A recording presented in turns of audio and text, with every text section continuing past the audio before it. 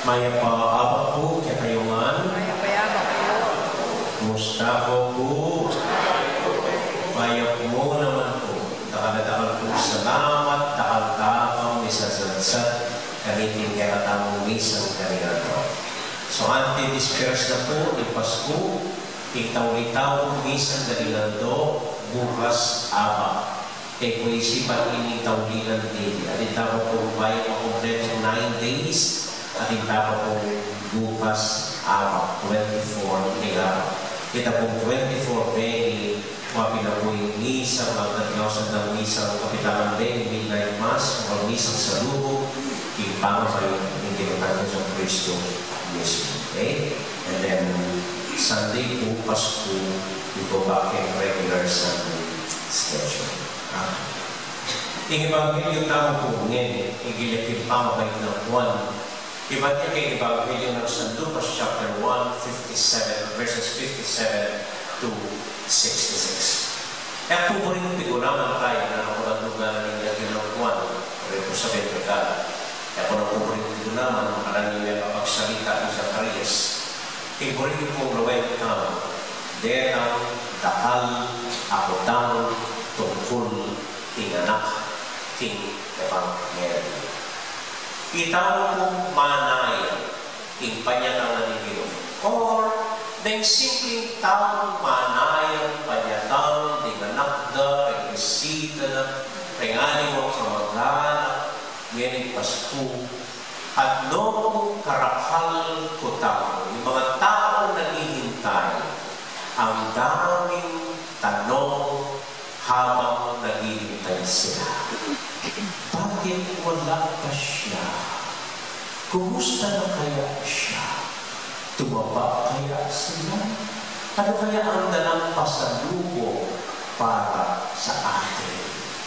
At kung titignan po natin ang lahat ng Ebanghelyo at kwento ng buong simbang gabi, puno-puno din po ng mga tanong. Sinimulan ng mga ina, paano mangyayari ito habang ako'y nalala? Nagtanong din si Jose, kukunin mo pa rin kayang asawa at iuwi bilang asawa si Maria? At nagtanong si Zacarias, paano malalaman na totoo ang binabalita mo? Ngayong ang asawa ko ay baog at ako at kaming dalawa ay matanda na. At nung dinalaw ng mahal na ang Elizabeth, nagtanong pa rin hanggang nasa pintuan na si Elizabeth ay nagtatanong pa rin, ano karapatan ko, dalawin ako ng nanay ng aking Panginoon. At sa Ebanghelyo po natin ngayon, ang dami rin tanong. Ano ang pangalan ng bata? And then yung muling pinaka-importanting tanong, na kaya impay tumula na ng anak ay ano ang patutunguhan? Ano ang mangyayari sa batang ito? Ang dami po tanong. At sa darating na bagong taon, mas marami ang mga tanong sa buhay natin. Anong mangyayari sa impeachment kaya? Saan patutungo itong laban ng executive at ng legislative? Ano na naman kaya ang susunod na kalamidad na mangyayari sa bansa natin? Saan na naman kaya? Hindi lang po minsan ito sa Kalaya na kung matatanda niyo, kung susunod po ninyo yung balita, ilang beses na po nangyari ito sa Pilipinas at hindi tayo natututo sa Ormoc, sa Quezon, sa Marikina, no? Sa yung latest dito sa Bulacan at sa tabing ilog ng Pampanga. Papaano na kaya ang mga biktima ng kalamidad? Ano kaya ang inaasahan natin ngayong 2012? Papaano kaya natin ang mga sarili natin anak? Ano kaya mangyayari sa atin? Ito po ay mga konkreto at totoong tanong. At dahil ang ating binabasa ng Ebanghelyo ay mabuting balita, ako po'y naniniwala, may tugon ang Ebanghelyo ngayon sa maraming tanong natin. Si Zacarias na nabubuhay sa kalooban ng Diyos. nakita niya kagad ang mga tugon sa mga tanong natin. Okay. So sa maraming tanong sa buhay natin, 30 tugon ang makikita natin sa Ebanghelyo. Unang sagot, nung napalitaan nilang isinilang ang bata, nagisama, nakipagsaya ang mga kapitbahay at mga kaibigan nila dahil nakita nila makapagmulalang kayapan ng Diyos. Ang unang tugon ng Ebanghelyo sa maraming tanong sa buhay natin ay makita rin sana natin ang malaking awa, makapagmulalang kayapan, malaking kabanalan, malaking kagandahan loob ng Diyos para sa ating lahat. Kahapon po may kaibigan ako na kanyaya sa akin. Nagpapentoro ng Christ the King sa bahay.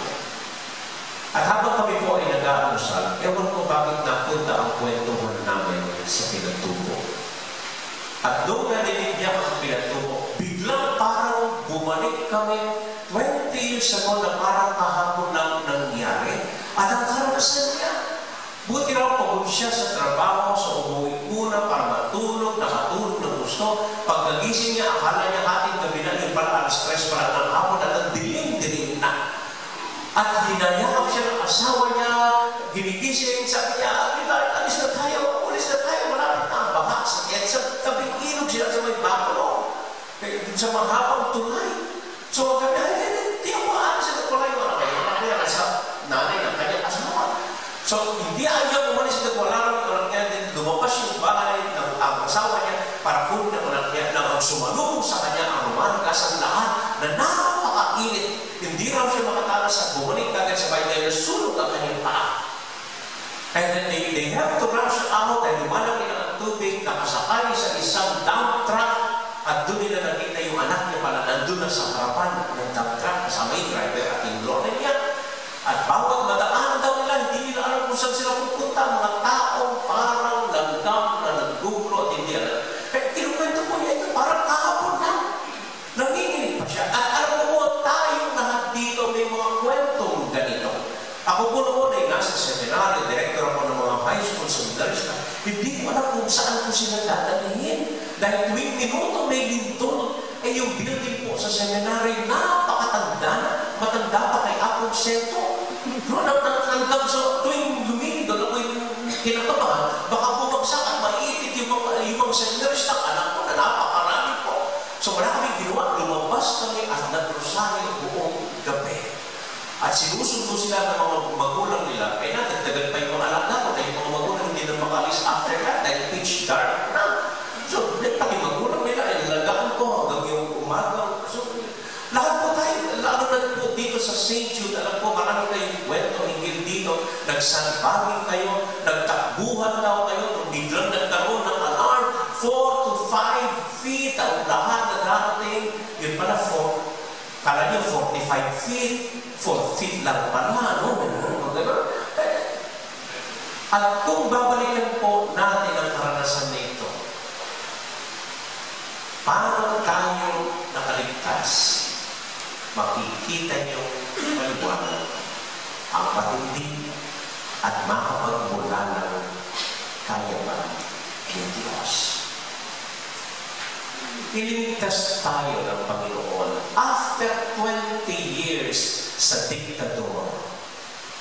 Ako'y naniniwala sa matinding awa ng Diyos na ililigtas din tayo sa kubrador.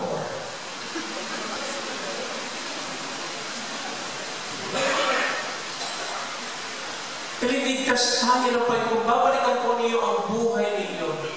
Tayo lahat may mga kwento na napakasaklap at napakahirap. Matitinding pagsubok na karanasan sa buhay natin. Pero nakaraos tayo. Kung babalikan ninyo paano, isa na ang explanation. Kung tayo lang siguro, bumigay na tayo. Kung tayo lang siguro, sumama na lang tayo sa agos ng baha. Pero dahil sa matinding awa ng Diyos,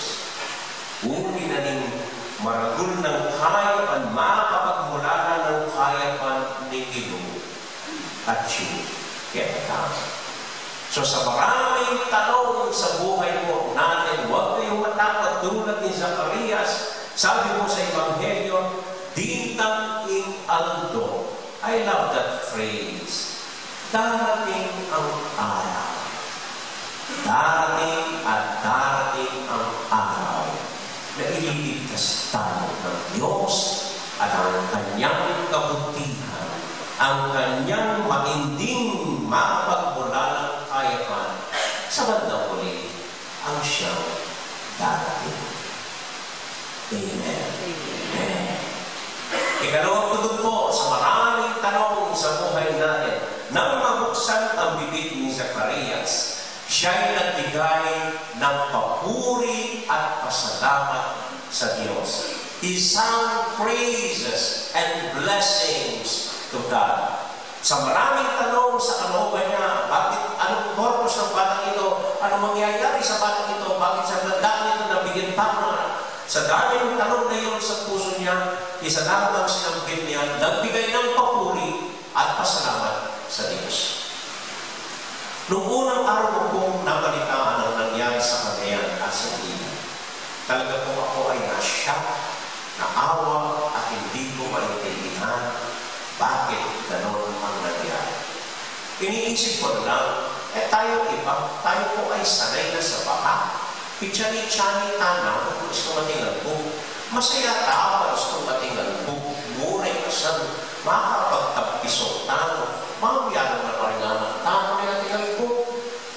Sabi sa Mindanao, lalo na po sa kanila. Hindi nila alam kung ano ang bagyo. Hindi po dumadaan doon. Pinagpapalagi ng mga kaklase ko doon dati na sila hindi binabagyo doon sa bahagi yun ng Pilipinas. Hindi po nila alam kung ano ang baha. Ang ganda-ganda ng ilog nila. May water rafting sa Cagayan de Oro River. Tourist spot po iyon. So nung dumating, bigla ang baha. Hindi nila alam kung ano ang dumating sa kanila. Ganun. At nung babasahin po ninyo yung kwento, pagkatapos nung nangyari ang kalamidad nito, talagang maiiyak kayo at maaawa. Pero ano po ninyo, habang pinabasa ko ang diyan, ako po'y namiglat. Hindi na masasaklat at mapapait at nakakalungkot na karanasan at kwento ang nababasa ko. Parang ang pinabasa ko po ay lahat ay papuri at pasalamat sa Diyos. May pinabasa ko kung kwento, 5 yung anak niya, 2 years old yung pinakabunso, 4 years old yung pastor, maliit na bata, kasama pa nila yung matanda ng nanay nung biglang dumating, mabilis, umangat ang tubig pa. Nakatangat sila, pumunta sila sa kapitbahay nila na may 2 floors, kala nila ligtas sila doon sa bubong, pati yun bumingay. So nagtayo-walay sila. At itong nanay at tatay, wala na sila inaasahan na maliligtas pa ang mga anak nila. Nabitawan, nagtayo-walay na sila. Kaya nanuligtas ng 2 years old sa taas ng tubig na gano'n. Nang mabigla sila nung kinaumugahan, umakaw ng tubig, natinig nilang tumatawag sa kanila isang anak nila. Nakita nila yung panganay na hawak na kayakap sa itaas ng puno. Ang tiyungan ng tatay at tuwag-tuwag sila. Paaring yung 4 na anak hindi na makita ulit, yung nanay na matanda, hindi na po nakita. Pero parang galak na galak nagbibigay ng papuri sa Diyos na kahit isa may natira sa anak nila. Yung panganay, 9 years old, ito raw ay nung walang kalamidad ay parang matindi ang pag-ibig sa buhay. Kaya hindi bumitiw dun sa halaman kung saan siya nakaya. And the parents, they lost the other 4 children, but nagpupuri sila at